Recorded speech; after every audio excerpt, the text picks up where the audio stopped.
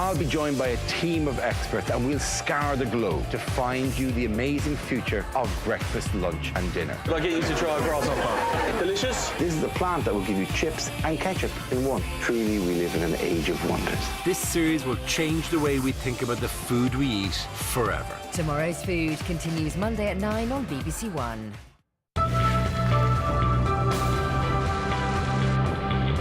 A shocking amount of painkillers and a 5-year-old's eczema. Get a dose of the ultimate bedside treatment. As now on BBC One, our doctor in the house puts his back into curing a whole family. What would a doctor discover if they lived with you? Hello, doctor, how are you? 24 hours a day. How much would you be willing to reveal? Do you think you may be addicted? No. Would they be shocked by what they find? That's frankly pretty dangerous. That looks horrible. Like most busy NHS GPs, Rangan Chatterjee only gets about 10 minutes with each patient. Excuse me 1 second. Hello. Now he's taking on the biggest challenge of his career. I believe that 99% of a patient's health outcome is what happens in that time outside the surgery room. He's about to live alongside individual families who struggle with their health. Who needs help with what? Your lower back. I feel out of control of my own body. Worried about cancer. For the first time, he'll gain insight into every aspect of his patients' lives. This is a unique opportunity. I think I will be able to learn so much. Do they cook fresh foods? Is this how you eat every day? Pretty much, Yeah? Is it a noisy street? Are there stressful relationships? All these things have a huge and significant role in determining their health. Go! He'll detect undiagnosed diseases. I think you've already got it. He'll deliver some home truths. Do you get how serious this is? It doesn't. Yeah, I honestly want to help you. And discover ways we could all live longer, healthier lives. I think it really has the potential to change the way we all look at health in this country. It's imperative that we do something about it, not tomorrow, but now.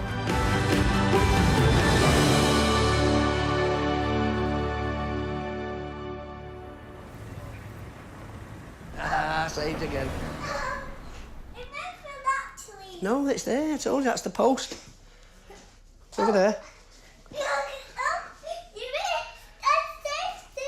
The Ashton family live in Greater Manchester. Ray and his wife Rachel have 2 kids, 13-year-old Chris and 5-year-old Lucas.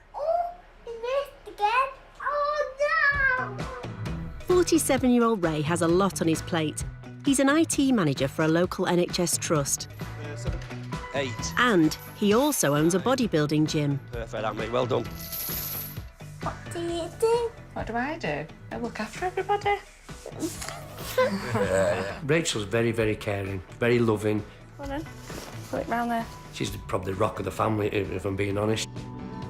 Ray's health has got the family worried. Despite looking physically fit, he's suffered from back pain for decades. Got to that point where nothing is helping. I can't sit, can't sleep, and I have to sit in a chair upright and try and fall asleep that way. I forgot what it feels like to be pain-free. In the last few years, Ray's pain has got a lot worse. If he doesn't get it looked into now, things might go to a point where they can't do anything about it.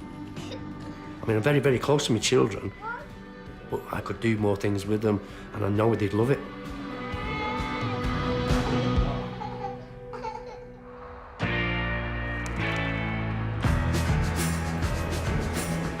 Dr. Rangan Chatterjee has practiced medicine for 14 years.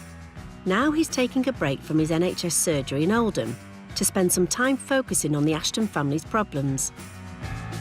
We're going to get insight into what parts of their life are linked in together. Stress, diet, you know, work patterns, whatever they are, they all feed into health.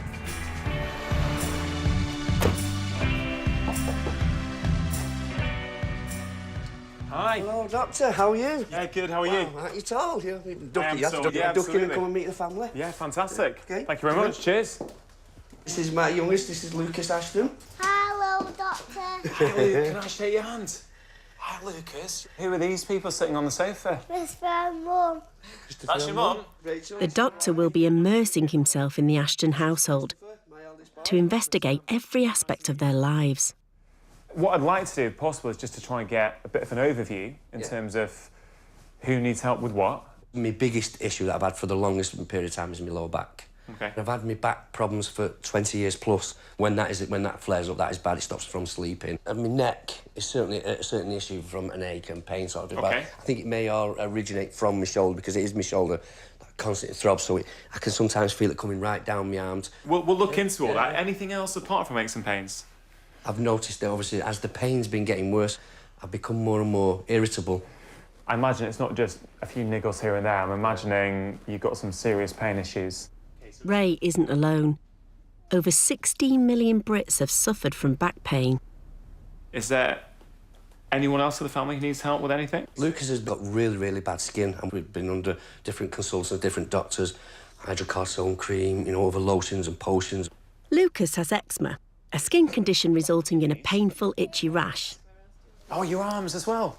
It affects 1 in 5 children. So what we're saying is what you've tried so far hasn't worked. Yeah. Right? I'm very, very sympathetic when kids have got skin problems because I've had an experience with my own son, okay? So I know what that feels like as a parent when you see your child itching and you're struggling. Yeah. I get it. It's a horrible feeling. Do you need help, Rachel? No, I don't think there's anything that I need help with. So you've got a clean bill of health? Yeah. I guess it sounds like the focus is mainly going to be on Dad and Lucas. Yeah. Rongan wants to find out how Ray's currently managing his back pain. I'll be 100% honest with you. I take over-the-counter meds for fun, painkillers, because that's when, I might wake up in the morning when I'm uncomfortable, my ankles hurt, my back. When you say for fun, can you be a bit more specific? I mean, how many? I'll go up in the morning, I'll 4 of them in the morning. Ray starts the day by taking the anti-inflammatory ibuprofen. So 800 milligrams. Yeah. And how many times do you do that in the day? Probably twice a day. Twice a day? Yeah. On this? On that, yeah. Pretty much every day? Every day. She's just paracetamol. Paracetamol, aspirin, caffeine. Okay, how many of these are you taking? Probably 3 of them in the morning, 3 of these? Yeah. I mean, the dose on here is 1 or 2 tablets every 4 hours, so you're taking 3 in one go. Yeah. It sounds like you're aware that that's over the recommended dose. Oh, without doubt. And this is not, I'll be 100% honest with you, this is not a recent thing. That's probably last 10 years. So I've started off with the recommended dosage and I've gone up and up. These drugs might be available over the counter, but by taking over the recommended dose for so long, Ray could be at risk of serious side effects. But these aren't the only pills he's using. Talk me through some of the others. Yeah, I can see that there, which is a lot stronger. Yeah. So this is cocodamol, and the highest strength that we have. Honestly, how many are you taking? 2 of them every night. Anything stronger than this? Yeah, then was prescribed tramadol. Again, that was to use in cases when they don't work. This is stronger than the cocodamol, and 2 of them is 100 milligrams. Yeah. How much are you taking a day? I tend to only take them probably a Saturday and Sunday, or maybe Friday, depends. So basically, at the weekend, you're taking 2 of these in the evening. Yeah. But you're also taking this at the same time? Sometimes, not all the time. Okay. I tend to either have them or them. Look, I mean, there's a lot here, isn't there?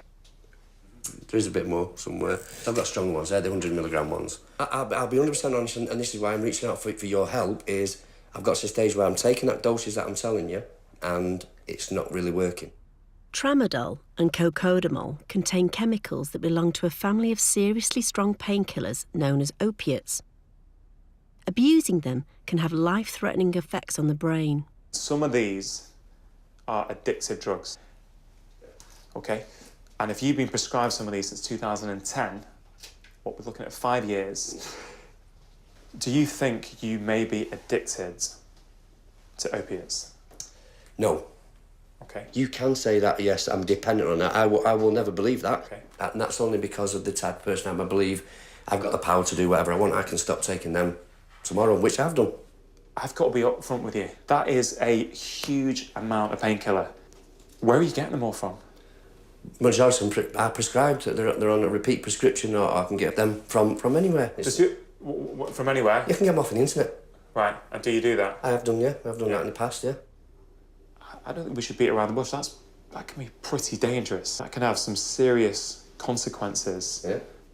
I've got to be upfront with you. Of course, yeah. I understand that. And right at the start of this process, I've got to be blunt and upfront with you if we're truly going to have a relationship that allows us to move on from this. That's been frankly very, very eye-opening for me.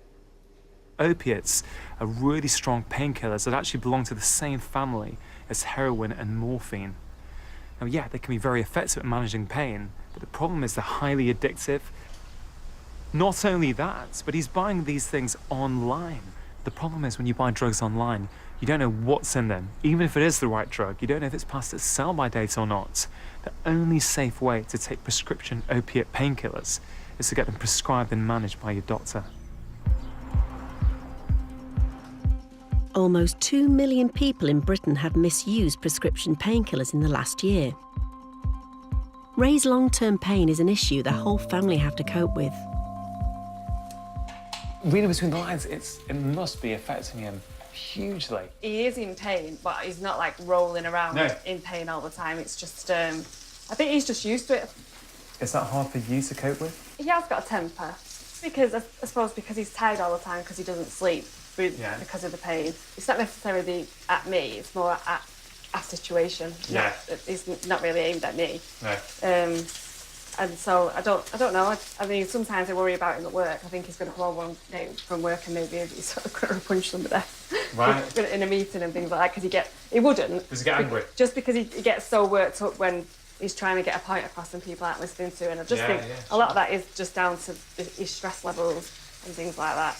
It's really interesting hearing your perspective. If there was just one thing that would change in the next 4 weeks, what would that be? His pain. His pain? Yeah, help his pain. Because then I think that'd have a knock-on effect with the sleep and the stress.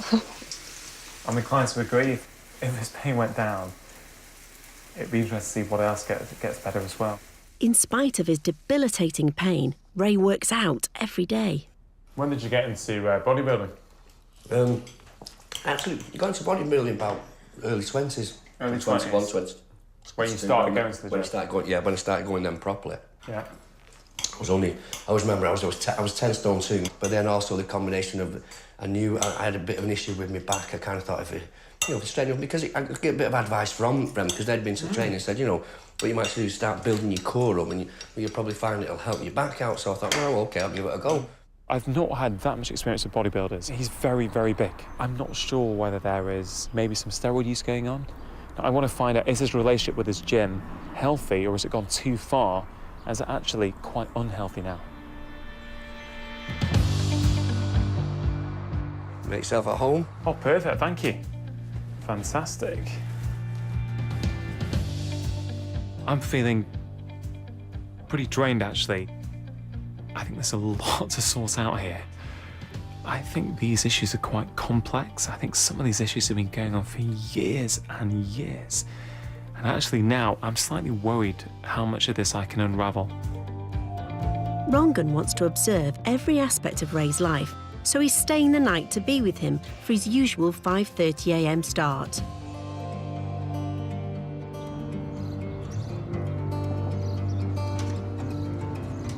Good morning. Hope you have a good sleep. Yeah, not bad. Made your tea. Oh, perfect. Thanks No very much. sugar, no milk. How was your sleep, by the way? A bit 100 mile an hour in my head, so a bit restless here, there, never, but nothing major, but everything that's going on, just so Still in the head, yeah. I'm just going to quickly get myself ready, and then I think, are you ready for work? Yeah, well, I'm going to open the gym first, and wait till my day manager gets there, and then I'll just head up to where I work. Right, so I'll just jump in the shower, and then maybe I can follow you today. Of course, yeah. All right, nice one. Yeah, look forward to it. Yeah, thank you very much. Enjoy your tea. Cheers, thanks. I think by most people's standards, pretty early start, and if he's not sleeping well and he's getting up this early, I wonder how much rest and recuperation he's actually getting.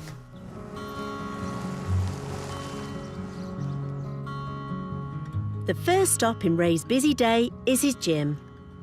Typical morning, you open up, you wouldn't have a workout at that point. No, I don't. No. I'll have my protein drink, go down, open up, wait for me day manager to turn up. Yeah, you're not here to do any training. So how long have you had this open now? It's been open approximately 2 years now. And you've been training for, what, 25 years? 25 years, yeah. I first went in around about 16, 17. Yeah. Walked into a gym, didn't like it. It was quite intimidating. I was a very, very slim person, very small. I'm only 5'6" and a bit. Is that why you started? I think that's the reason I first went into a gym. Because if someone looks at you now, they at no point would think you're tiny and slight and... I don't actually think that. When I look in the mirror, I still see that little skinny bad Do you? started. Yeah, yeah. Do you think that's part of the drive to keep working out and keep getting bigger? I'll be honest, I've been on a course of steroids before now, and I've gone up to 16.5 stone, but I still didn't believe I was big. I still thought I was that 10 stone 2 person that walked into a gym. So the initial reason to take steroids is to get bigger? Yes, it was to get bigger. The example I always use is, I always say, you will never see yourself grow, but you see yourself shrink. It's estimated that nearly 60,000 bodybuilders use steroids in England and Wales alone. They can be very dangerous, increasing the risk of heart attacks and high blood pressure. Ray may not take them anymore, but it's clear that being big is still very important to him. He told me that when he looks at himself in the mirror, he sees that thin, almost scrawny young lad. I think most people would look at him and think, hey, that's a big, strong guy. But it's interesting, he doesn't see that when he looks in the mirror. With the gym open for the day, Ray has to get to the local hospital trust by 8 a.m. to get on with his day job as an IT manager. How long have you worked here for? 12, 13 years. I don't always take annual leave, and that is my choice. It's no pressure on me to do that. So, thank you. Cheers. As well as working an intense 45-hour week, Let me get your chair. Ray is also on call through the night, 2 weeks out of 4. So this is basically where I spend most of my time throughout the working day. OK. Sat here, typing away, looking busy. And it's the most I've ever seen these working now. And... What's your perception of Ray? It's a bit of a wrong, isn't it? But he's all right, yeah. Don't look in his drawer for all his drugs. And that's not actually. I do have painkillers. Oh, I see. Right. That's what I do. I do have that. Like I say, not a lot of people know about my ailments as such. But you've But got, I do you've got have. stuff there. I do have painkillers on set. I'm just thinking for when I do have, because again, it's just to take a few pills. Still sat here, have a drink, and off I go. It's not something. So you don't want to, you won't go off and have a walk and have a stretch around. No, You'll just pop a pill and keep going. Yeah, go definitely. Yeah. Sure. So you're spending a lot of your day sat down. Yeah.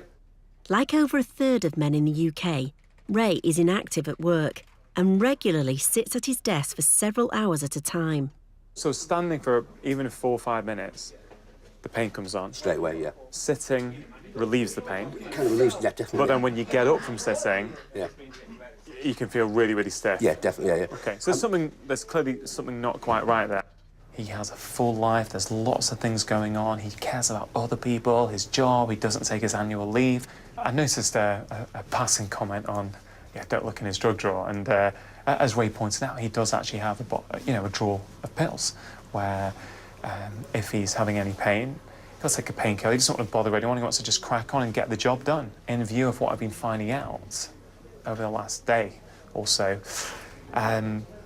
more alarm signs for me.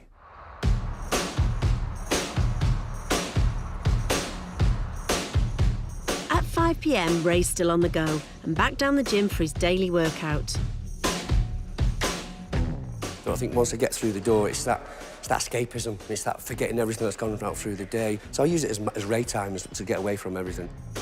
In an average week, Ray can rack up 14 hours of weightlifting. But given his pain issues, seeing him put his body through so much stress is clearly a shock for Rongan. Do one more set on there, then I'll do me 3 sets of 10 then. It's misleading to think that is healthy. This may surprise people, this may surprise Ray, but I would say at the moment he's better off coming home and sitting on the sofa than doing that. Do you feel the pain after? Not directly after. I tend to find, just go home, shower, have some tea, and then it's relaxation time. And that relaxation time, is that when you feel the pain? Yeah. Yeah. As I'm training, can't feel it. It almost seems as though you shut it out when you're getting on with your stuff. You're getting on with your job, you're getting on with your training, and it's only when you just sit down and go, actually, I'm in a lot of pain. Yeah.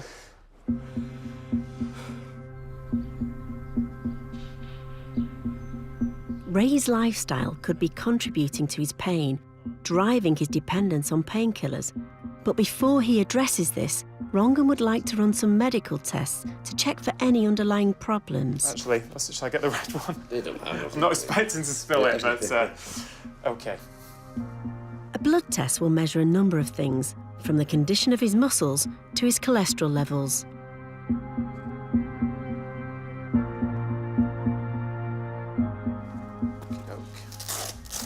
that's a big muscle. I'm just wondering if it's going to fit around there.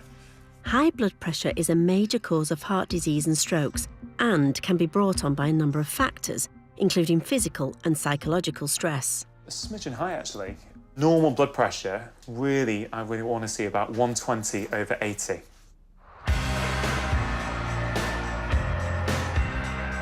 Because Ray's been taking so many painkillers for so long, Rongan's concerned about dangerous side effects. He's back at home doing some research.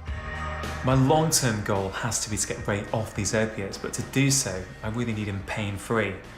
What's really worrying me at the moment, though, is he's taking over the recommended dose of over-the-counter drugs such as ibuprofen, but also paracetamol, and that can cause permanent liver damage. I think the best thing to do would be to take him to see a liver specialist and to get a scan done. Unintentional paracetamol overdose is the most common cause of acute liver failure in the UK.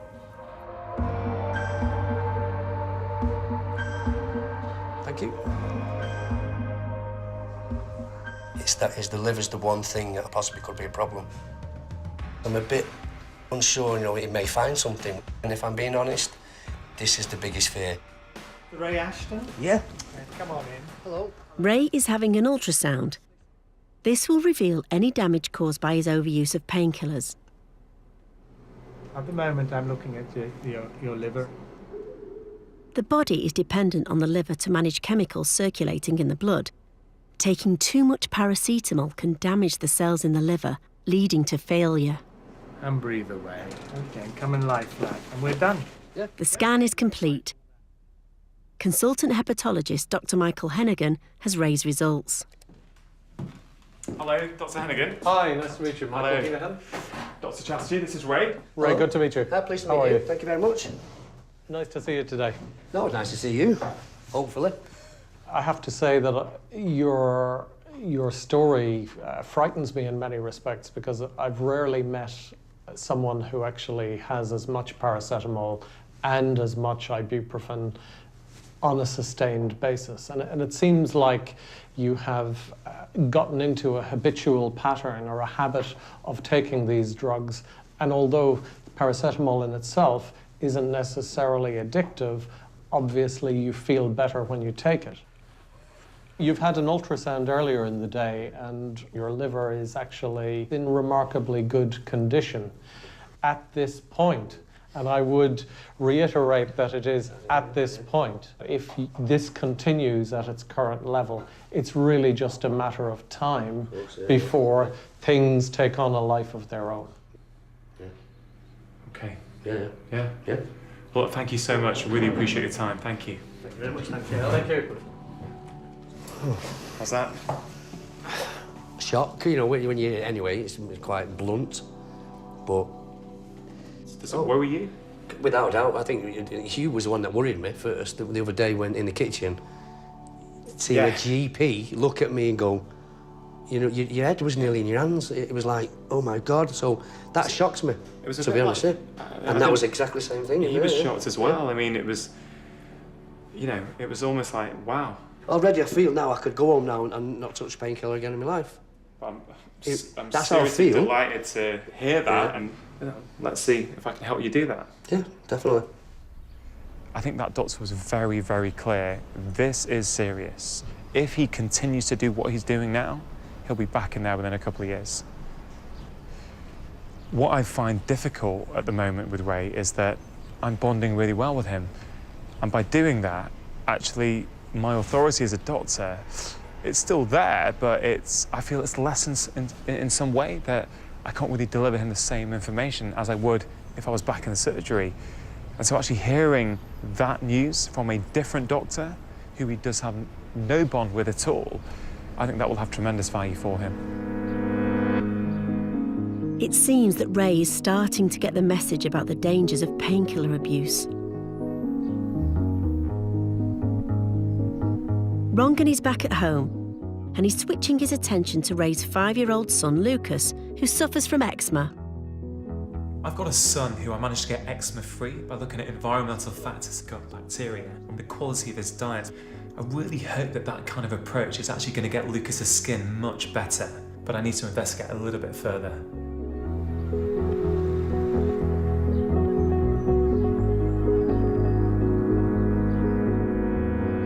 first thing Rongan wants to do is to take a closer look at Lucas's skin.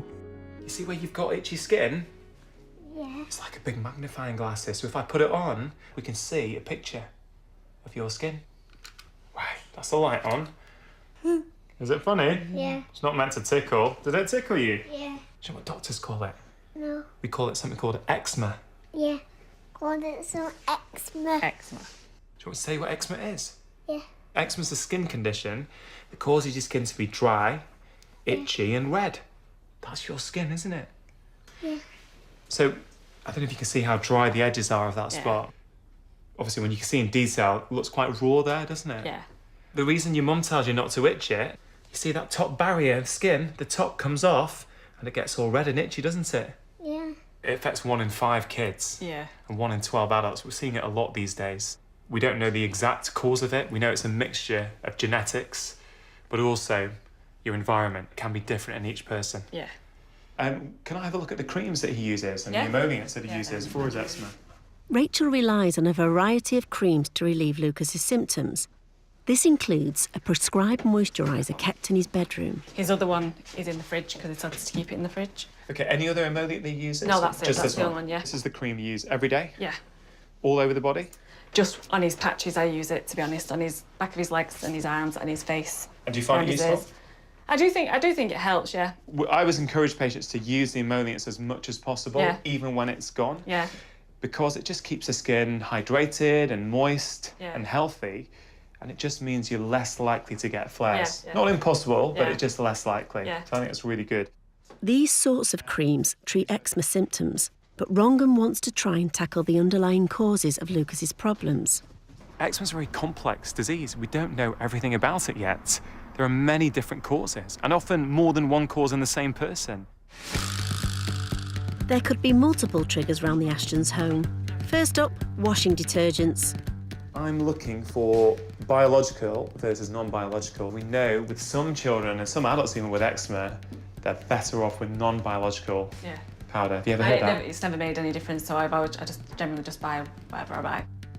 This is Lucas's bed. Can I have a look at the sheets and see what they're made out of? Yeah. Materials such as wool and synthetic fabrics could be contributing to the problem. Typically, we try and recommend 100% cotton sheets. Again, I'm not saying that these are contributing. It's just we know that they can in some people, so I'm just trying to see what possible triggers are there. It's 100% polyester. Right. Some soaps, shampoos and other bathroom products might also be making things worse. Does he have a bath, and do you put anything in the bath? He generally has a shower now, so he's in and out. If he has a bath, I don't put anything in it. The bubble baths, they Yeah. can really dry skin, they can irritate it and make it worse. Did you find that with Lucas? Yeah. There's one final area that Rongan thinks might be a big player in Lucas's problems. This one. This one. His diet. Is that your favourite? Yeah. Strawberry. Strawberry. Lucas struggles to eat enough fresh fruit and vegetables, Would he ever eat strawberries? No. and much of his diet is based on products containing wheat and dairy. About 10% of eczema cases are caused by foods, and these are 2 known dietary triggers of eczema.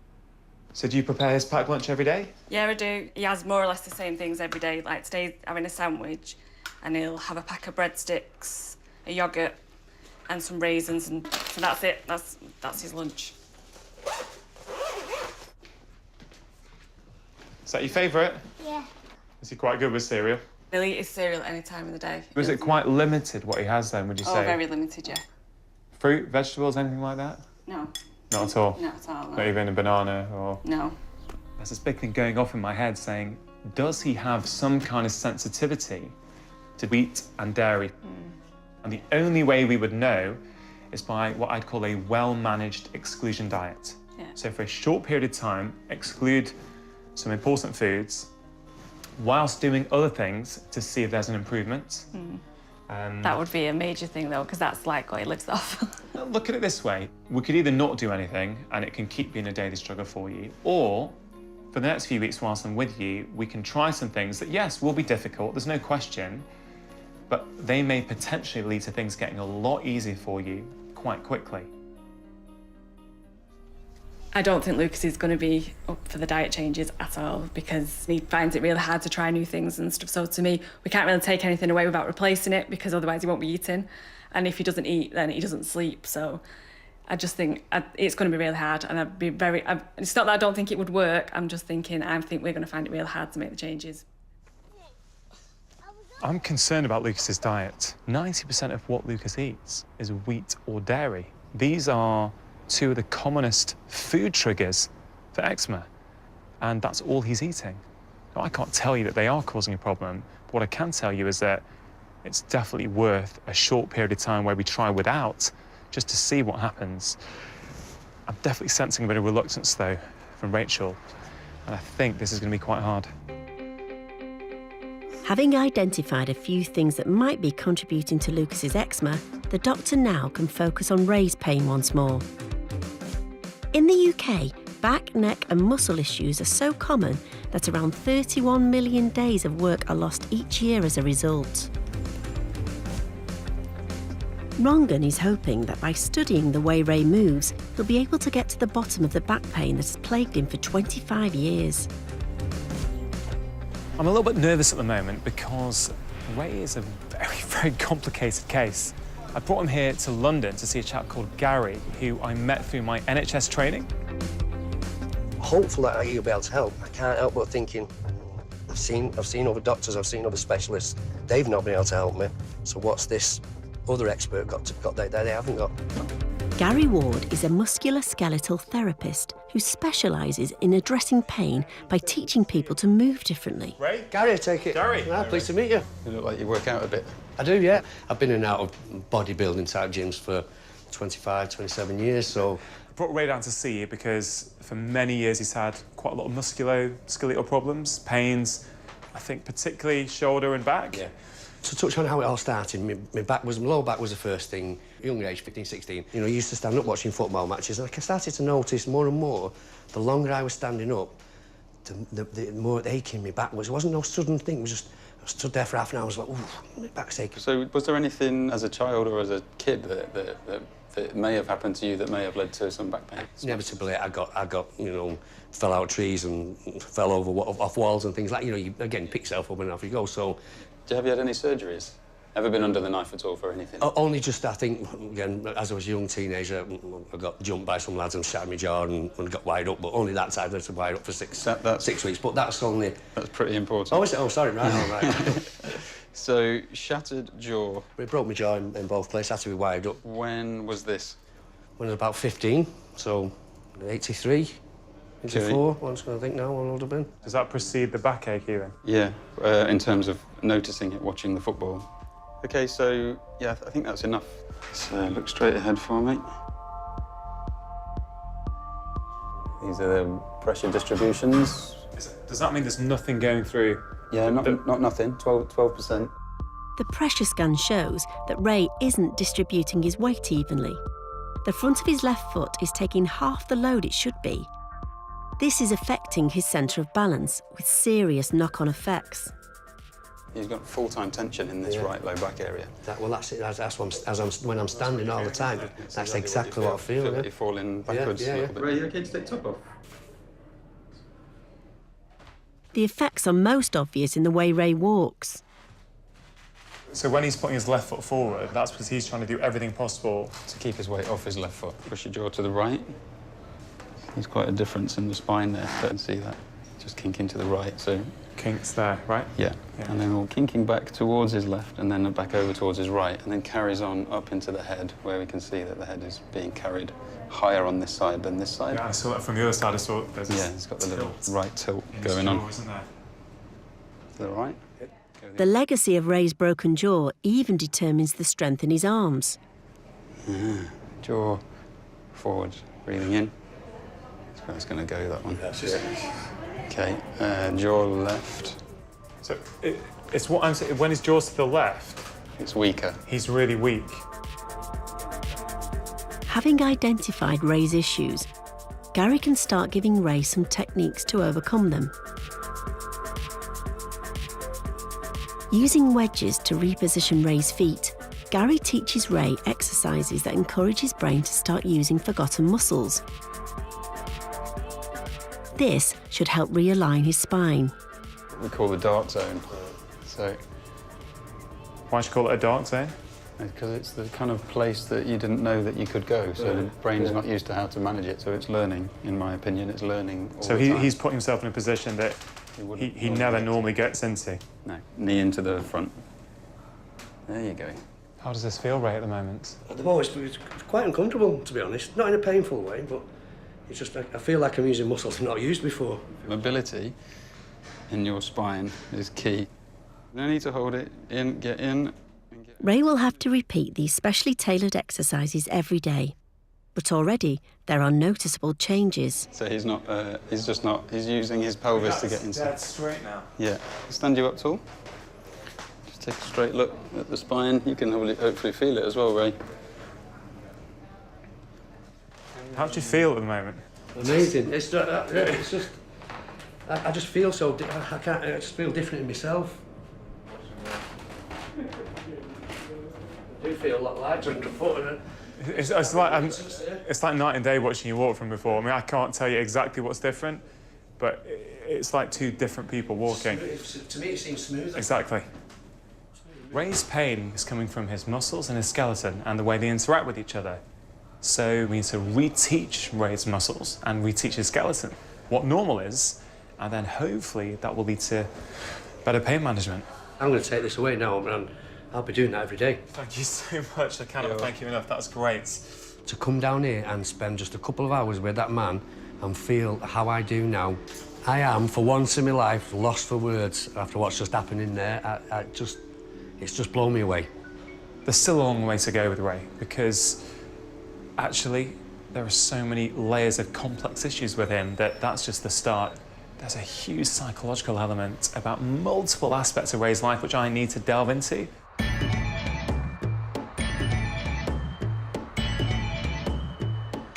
Ray's blood test reveals signs of muscle damage, so for the next few days, he's given up pumping iron and instead he's doing Gary's movement exercises. Everything's improved. I just seem in a better mood at work, at home, here at the gym. And it's only because I'm still got a few niggling issues with my sleep and my shoulder, but my backache's gone. That's the only way I can say it. So I'm buzzing. I haven't seen Ray that excited over his health in a long time, because it's usually everything's just negative. He felt so much better. It's obviously made a massive difference already. It's been a week since Rongan took Ray to see Gary. Hey, and he's popping round to check how he's doing. Oh, yeah. Well, still on cloud nine, mate. Still buzzing, still amazing, still every cliche you can imagine, still really loving it, mate. Absolutely feel fantastic. Generally, the last few days, you've been taking less painkillers, or? I kid you not, I've had no painkillers, mate. Not a single one. Not the over-the-counters, not the strong ones, nothing. Honestly, I've been... whether that's the you know, in my head or what, it's just, I feel a different man, mate. Honestly, honestly, Ray, I'm so happy to hear that. I really am. I'm delighted to hear that. It's been... I was just going to ask, you've come off painkillers, which I'm truly shocked at, but delighted. Yeah. Any side effects from that? Any withdrawal? No, nothing at all. I kid you not, wrong, and honestly, I'm going to bed elated, feeling relaxed, feeling great. I get home up in the morning. I'm having this. I look forward to things. Yeah. It's a bit weird to explain. I think I'm even better mood at work. Yeah. You know, at the gym. It's like I say, for me, I'm a new man. Good. Right. I don't want to hold you up. No, right. Thank you very much. So it's great to see you. It's common to experience side effects when coming off strong painkillers, and best to take advice from a doctor first. I think it's fantastic that Ray's off the opiates. But, you know, these are highly addictive drugs. I just hope that Ray can stay off them and that he has the willpower to keep going. With Ray's back pain and opiate use seemingly under control, the doctor is putting his focus back on 5-year-old Lucas. He wants to see if it's a sensitivity to wheat or dairy that's contributing to his eczema. Today, Rongan is doing something he doesn't normally do for his patients. They're shopping. Lucas is really, really fussy, but I really want to get him off wheat and dairy for a short period of time. That's 90% of his diet at the moment, and they're two very common triggers. I think because he's so fussy, I need to choose foods that he's familiar with, but just try and get alternatives. If Lucas's eczema is triggered by dairy products, they can be replaced by ones made from soya, almonds, coconut and rice. If he's sensitive to wheat, he can have corn-based cereals instead. And you can try them all and see which one you like. It might get it all dry. Yeah, it might make your spots go.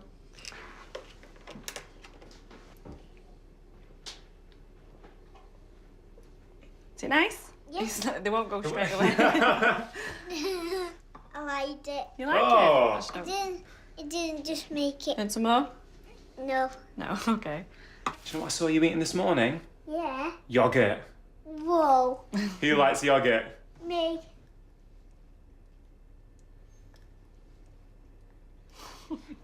I like that. Do you like that? Do you like it? Yeah. Yummy. Oh, you're going back for more? Yeah. Looks good, that. Is that one nice? Yeah. What's great about this, I think we were both worried. You probably more than me, but I was a bit worried when I went around the supermarket thinking, what's he going to like? Yeah. And we can also give you things to help the gut bacteria that I told you about, you know, the good and Yeah. bad bacteria. Rongan wants Lucas to take probiotic supplements. He believes these live bacteria and yeast cultures strengthen the immune system. You can open these up, put them in anything, whether it's a drink or whether it's yogurt. Skin get better. What do you think? I think that it's them too. It's all for you. Yeah, all for me. All for you. I mean, I think the yogurt's sort of the easy one. If it tastes, I mean, I don't know what it tastes like, but it tastes quite similar and looks the same because a lot of things to him it'll look. I'm not quite sure about the milk, and that's not gone down because usually if I give him a cup of milk, it's down the hatch. We'll see how it goes. Yeah, no, I know. But I get. Them ones left. Do you want to try one? Yeah. The doctor's also keen to try replacing a few more things that could be triggering Lucas's eczema. I've got some new things for you. Do you want to open them? Yeah. Right, you get it out. Hypoallergenic bedding instead of synthetic, These are 100% cotton sheets. Yeah. We know that people react less to these than they might do to polyester or other materials. Should we go and try it? and non-biological washing powders to replace the biological ones. Washing liquid, non-bio.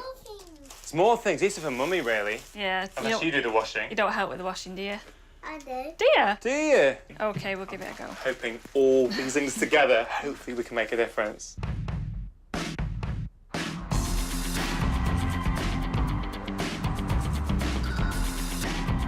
It's 2 weeks since Rongan took Ray to the movement specialist. His new exercise regime seems to have sorted out his back issues, but he's still suffering from residual shoulder pain. Rongan's checking up on how he's getting on without taking the addictive opiate painkillers.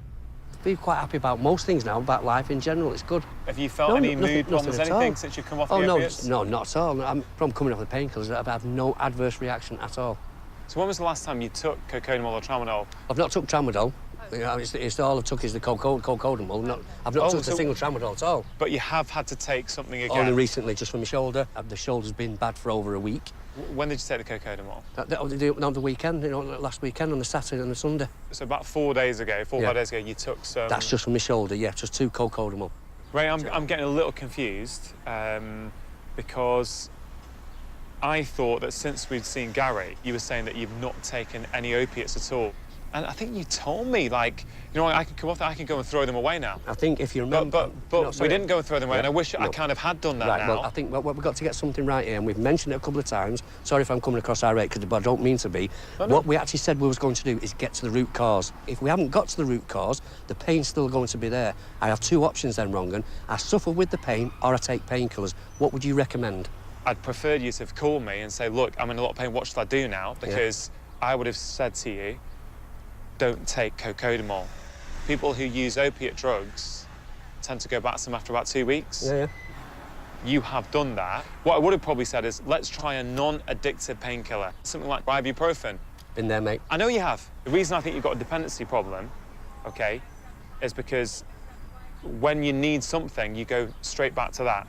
There is some dependency issue. I know, you've mentioned that 4 or 5 times, and you keep mentioning dependency. I am not dependent on taking opiate painkillers. I am dependent on being pain-free. I honestly want to help you, Right. okay?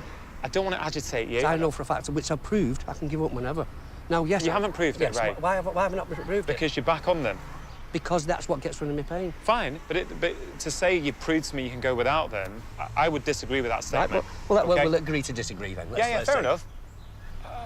Had I known about the shoulder, I could have done something about it, and so now I know that it's bad enough for you to have to take painkillers again.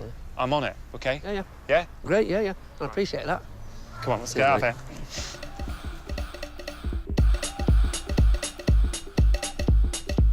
With 2 weeks left with the family, Rongan's determined to do everything he can to also help Ray's son Lucas.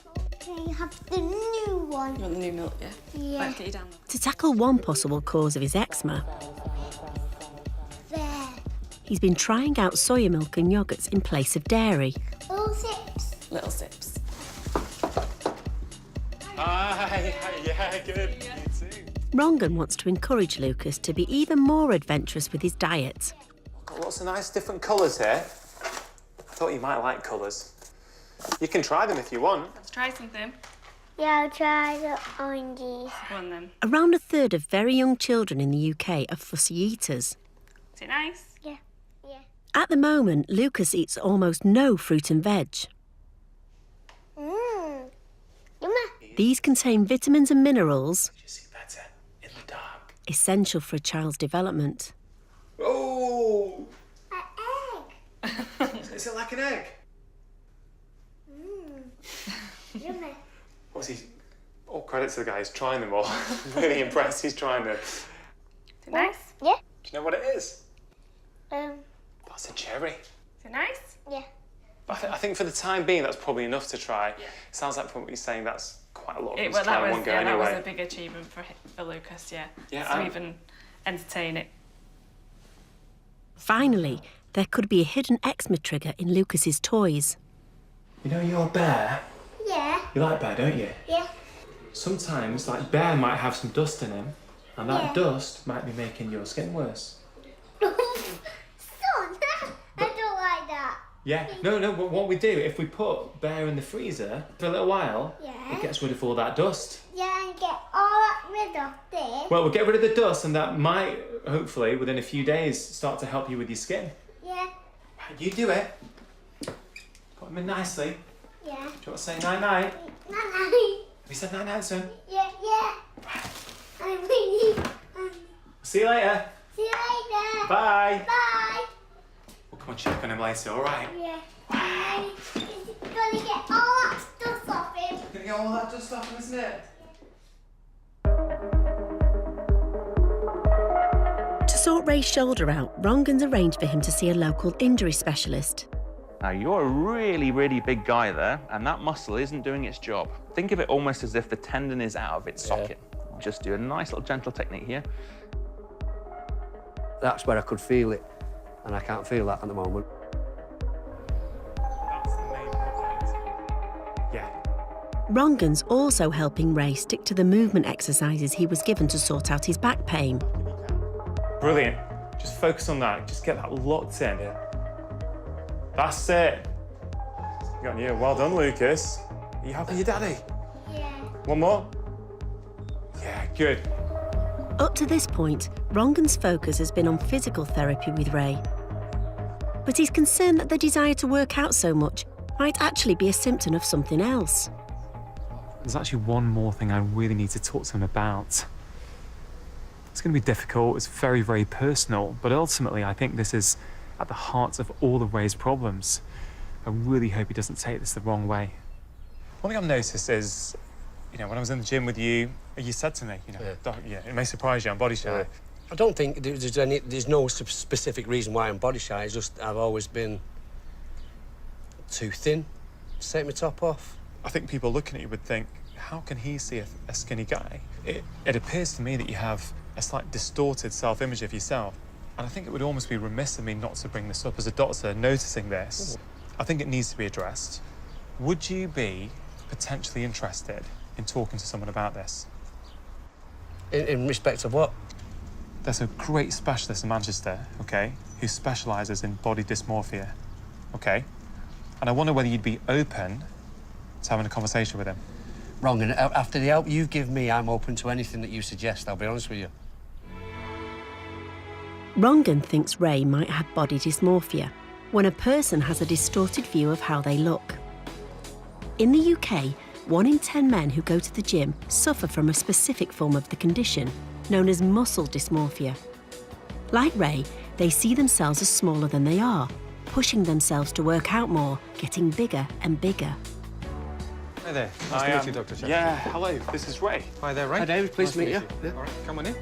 Psychotherapist David Knight specialises in body image issues. David, so I've been spending a few weeks with Ray and his family, and I've noticed a few things in terms of the way Ray views himself, in terms of his body. What we need to do then is go through sort of an assessment to see sort of what problems are there. I wouldn't say it's an issue. I just think it's something that I don't feel comfortable with, and that's getting my top off in public. First, he's delving into Ray's past to see if any events have contributed to the way he sees himself. So if we go back, say as a kid, how were you then? As I was growing up, because a lot of my friends were a lot bigger than me, it was me that was the gobby ones, me that kept getting us into trouble, getting into fights. I didn't have a very good relationship with Mum.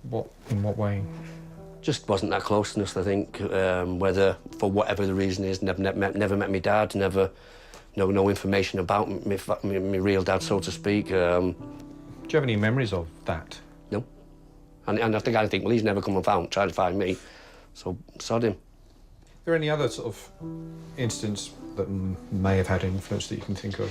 I always say, as a joke as it sounds, I probably had 5 serious relationships in my life, and I know out of 5 of them, 4 of them left me for somebody else. Totally out of the blue, so to speak, whereas Rachel stuck by me. So I think that's probably won't do a lot for my confidence. No. There's lots of things going on here, and there's definitely some body image issues there, but it's a bit wider ranging than that, isn't it? Definitely, yeah. To help Ray with his issues, David is using a technique called cognitive behaviour therapy. That seems to come up quite a lot for you, doesn't it?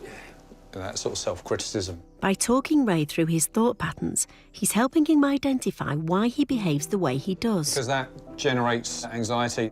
And perceive himself in a better way. Say if someone makes a positive comment about how you look, what your brain tends to do is to take that, but then think, well, yeah, but... So that's happening to your appearance all the time. Does that fit? Yeah, cool. Yeah, definitely, yeah. Well, one of the things we need to do is to get this back in balance, or actually probably get it in balance for the first time. Ray will need a few more sessions with David to really tackle his muscle dysmorphia. I can now see the clear path that's happened. Something happened in Ray's childhood, relationship with his parents.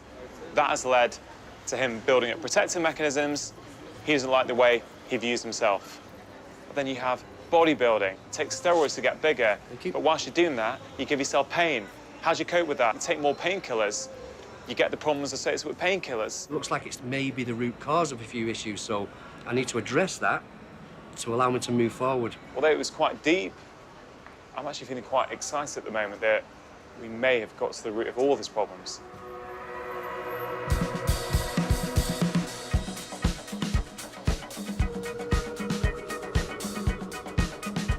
Almost 2 months after he first met the Ashton family, Rongan has returned to Manchester for one final visit. He wants to see what impact having a doctor around has had. When the doctor first met Lucas, he would barely eat anything other than cereal and yoghurt. Apples and grapes. Do you like them all? Yeah. So great to see at least 2 different fruits on his plates. And obviously that new dairy-free yoghurt that he seems to like. Really, really nice. I mean, how's that been for you? It was a slow process to start with the apple. It was literally nibbles, but now he'll have it on his lunch and he just eats whatever's put there. So that's a big change. Are you playing football with your grapes? How's he generally been? His attitude to the food, I think, is the biggest thing. Rather than it always being, oh, do I have to have my tea? He's asking, when's tea? It's a big change for him. For him to sit there munching on an apple like that, that's all I've really been trying to do since, obviously, he started eating. I'm actually intrigued as to how his skin is doing, Yeah. actually. His skin's pretty good at the moment, isn't it, Lucas? Can I have a look at your skin? You showed your arms. When I first met you a few weeks ago, loads of red dots. So where are they? In my arm. They're in your arm. They're not there, are they? That's a lot better, isn't it? Yeah. Fantastic. My spots are going down. Oh, does that make you happy? Yeah. The downside to him having a better appetite now, he's got more energy. He stops running about and jumping all over and... That's great though, isn't it? That's what a 5-year-old should be doing, isn't exactly, it? Yeah, it's great to hear that. Really, really great. A recent urine test has also shown that Ray is finally opiate-free. So Ray, tell me, I'm desperate to know, how's the pain? Gone. All of it. My back, my shoulder, everything. I feel like a different person. I feel about 20 years younger. So when was the last time you had to take painkillers? I've not took any opiate painkillers now for over 3 weeks now, and it's probably, this is 4th weekend coming up, I think. I still believe that not taking these opiates has improved my sleep. Yeah. I just think it's, you know, it's improved my mood. You know, I find myself a lot more happier. Hey, I can see it, Ray. I can see the Ray I met a few weeks ago and the Ray I'm seeing in front of me now. It's like 2 different people. Just 8 weeks ago, all Ray wanted to do was have a kickabout with his kids. Pain-free. I'm rubbish. Honestly, I'm not overstating this. This is life-changing for me. To finally be pain-free after all these years, absolutely amazing. It's unreal. Just seeing the changes today, it's been amazing. Absolutely amazing. Thank you very much. Thank you. Thank you for letting me in and thank you for allowing me to help you. I have an old saying, I don't really say it that often, but there's my hand, there's my heart. Take care. Making those kind of changes with Ray and with Lucas is pretty close to being my biggest achievement of a doctor ever. Make sure you keep those spots away, OK? I don't want to see them come back ever, all right?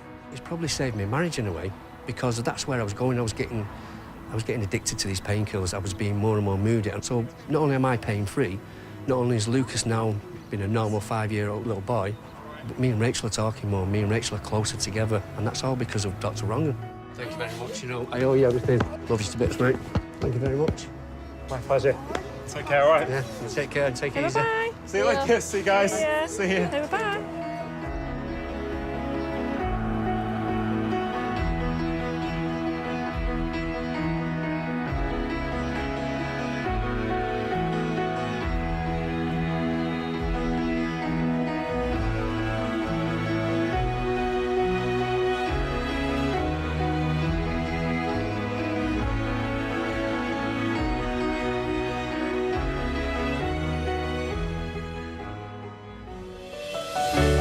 Next time, Rongan is in Shrewsbury Hello, nice to meet you. to deal with a family of junk food addicts. What is it you require my help for? Where do we begin?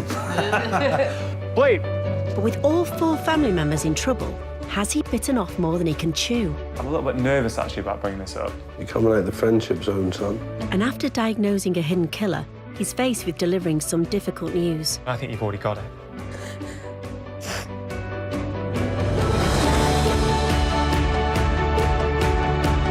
You can see Rongan helping that family if you book an appointment with our doctor in the house at the same time next week here on BBC One.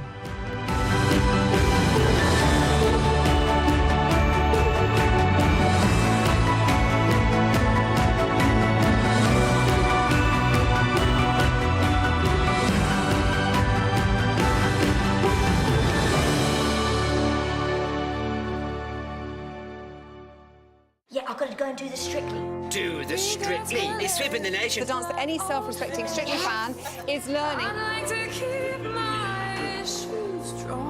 Dancers of Britain. Do the Strictly.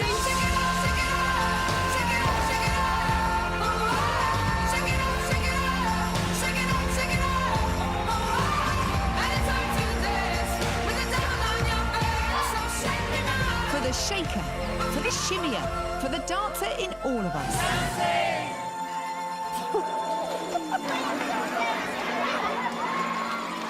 BBC One. Mr. Lover, I'm Mr. Lover, girl. Mr. Lover, Tonight on Question Time, Ken Livingstone back in the limelight as a close ally of Jeremy Corbyn. Cabinet Minister Matthew Hancock, former Chief of Staff to George Osborne, and comedian Matt Ford, still a proud supporter of Tony Blair. And our audience, assessing the government's spending plans and whether we should bomb Syria.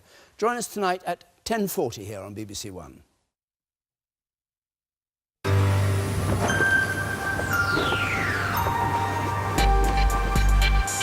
News, now on BBC One, with Sophie Rayworth.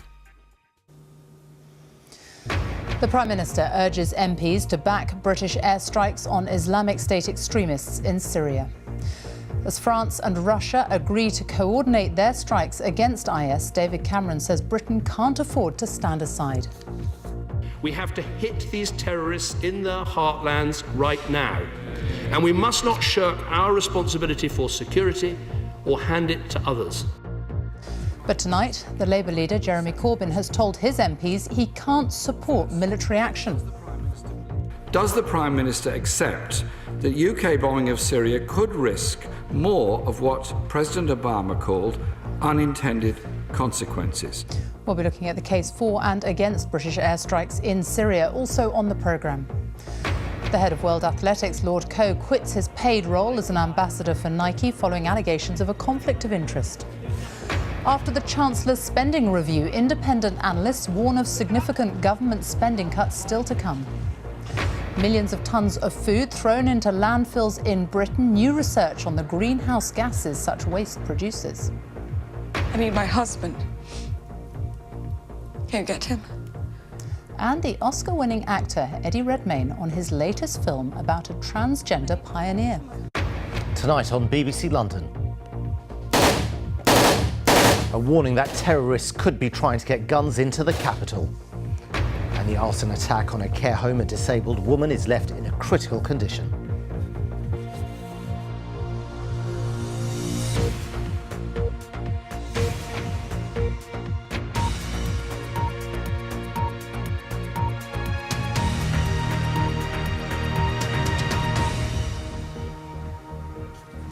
Good evening. The Prime Minister has told MPs that the UK can't afford to stand aside from the fight against Islamic State extremists, and he's urged them to back British airstrikes in Syria. David Cameron said so-called IS was a direct threat to the UK and argued that Britain's right to self-defence meant airstrikes were legal.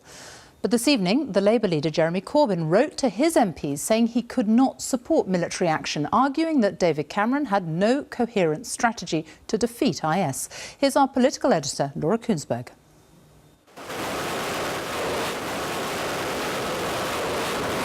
The Americans are doing it. The Russians are doing it. French planes are flying too.